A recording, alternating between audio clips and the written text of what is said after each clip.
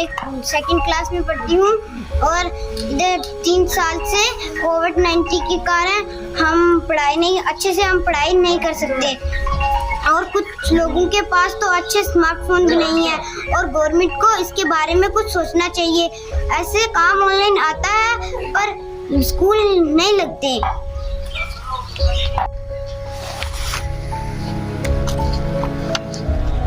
आपका नाम?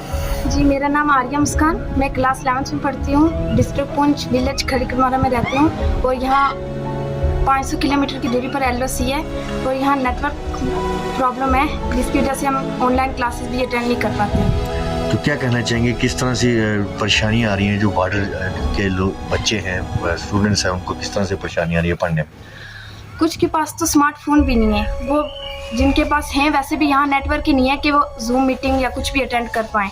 जिसके पास स्मार्टफोन ही नहीं है वो कैसे करेंगे? तो मेरी गवर्नमेंट से ये अपील है कि डोर टू डोर कुछ सेंटर, ट्यूशन सेंटर या ऐसा कुछ सिस्टम किया जाए।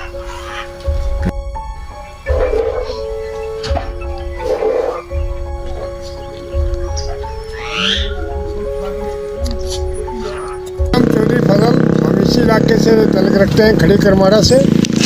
तो आज हमें बड़े दुख से और बड़े अफसोस से कहना पड़ता है, ये इसके पहले भी हम कई बार कह चुके हैं, मगर हमें समझ नहीं आ रही कि हमारी ये गवर्नमेंट इतनी बहरा और इतना दूर देश क्यों हो गया है। 2-2, 3-3 लाख लोगों की रैली निकलती हैं पंजाब में, गोवा में, यूपी में।